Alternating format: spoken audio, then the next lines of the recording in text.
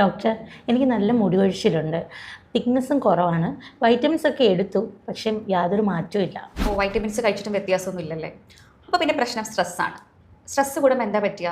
Stress ഹോർമോണായ cortisol എന്ന് പറഞ്ഞൊരു hormone level അധികമാവുന്നു. ഇത് നമ്മുടെ ഹെയർ ഫോൾ അധികമാക്കുന്നു. അതുപോലെ തന്നെ ഹെയർ തിന്നിങ്ങും ഡ്രൈനെസ്സിനും ഒക്കെ ഇതൊരു പ്രധാന കാരണമാണ്. ഇന്നിപ്പം തസ്നി മാത്രമല്ല, ഒരുപാട് പേര് പറയുന്നൊരു പ്രശ്നമാണ് ഈ ഹെയർ ഫോളിൻ്റെ പ്രശ്നം. അപ്പോൾ അത് മാറണമെങ്കിൽ ഞാനൊരു സിമ്പിളായിട്ടുള്ള ടിപ്പ് പറഞ്ഞുതരാം. സ്ട്രെസ്സ് കുറയ്ക്കാനായിട്ട് ശ്രമിക്കുക പരമാവധി. അതിന് വേണ്ടിയിട്ട് രാത്രി നമ്മൾ കിടക്കാൻ സമയത്ത് ഒരു ഗ്ലാസ് പാലിൽ 1 ടീസ്പൂൺ അശ്വഗന്ധയുടെ പൗഡർ നന്നായിട്ട് മിക്സ് ചെയ്തൊന്ന് കുടിക്കുക. നമ്മുടെ ബ്രെയിനിലെ ബയോകെമിക്കൽ റിയാക്ഷനെയൊക്കെ കറക്റ്റ് ചെയ്യാൻ വേണ്ടിയിട്ടും സ്ട്രെസ് ഹോർമോണിൻ്റെ പ്രൊഡക്ഷൻ കുറയ്ക്കാനും ഹെൽപ്പ് ചെയ്യും. അതുപോലെ തന്നെ ഇമ്പോർട്ടൻ്റ് ആണ് ബ്രീത്തിങ് എക്സസൈസ് കറക്റ്റായിട്ട് പ്രാക്ടീസ് ചെയ്യുക.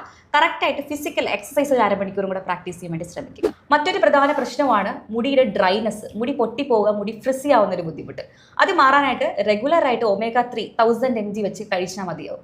പിന്നെ 30 വയസ്സ് കഴിയുമ്പോൾ എല്ലാവരും ഫേസ് ചെയ്യുന്ന ഒരു ബുദ്ധിമുട്ടാണ് അകാല നര, മുടി നരയ്ക്കുന്ന പ്രശ്നം. ഇതിന് വേണ്ടിയിട്ട് നല്ല ആൻറ്റി ഓക്സിഡൻറ്റ് റിച്ച് ആയിട്ടുള്ള ഭക്ഷണങ്ങൾ കഴിക്കാൻ വേണ്ടി ശ്രമിക്കുക. അതിനകത്ത് വെജിറ്റബിൾസും ഫ്രൂട്ട്സും നട്ട്സൊക്കെയാണ് കൂടുതലായിട്ട് വരുന്നത്. അതും കഴിച്ച് വൈറ്റമിൻ B12 കഴിച്ചാൽ മതിയാവും. ഇനി കുറേ പേര് ഫേസ് ചെയ്യുന്ന ഒരു പ്രശ്നമാണ് മുടിയുടെ ഉള്ളു കുറയുന്നതും തിക്നെസ് ഇല്ലാതെയും മുടി തിന്നായി മുടിയുടെ കട്ടി കുറയുന്ന ഒരു പ്രശ്നം. അത് മാറ്റാനായിട്ട് നിങ്ങൾ ആദ്യം ശ്രദ്ധിക്കേണ്ടത് നിങ്ങൾക്ക് അയൺ ഡെഫിഷ്യൻസി അനീമിയ ഉണ്ടോ എന്നുള്ളതൊന്ന് ചെക്ക് ചെയ്യാൻ വേണ്ടിയിട്ടാണ്. ഹിമോഗ്ലോബിൻ, അയൺ, ഫെർട്ടിനൊക്കെ ഒന്ന് ചെക്ക് ചെയ്ത് നോക്കുക.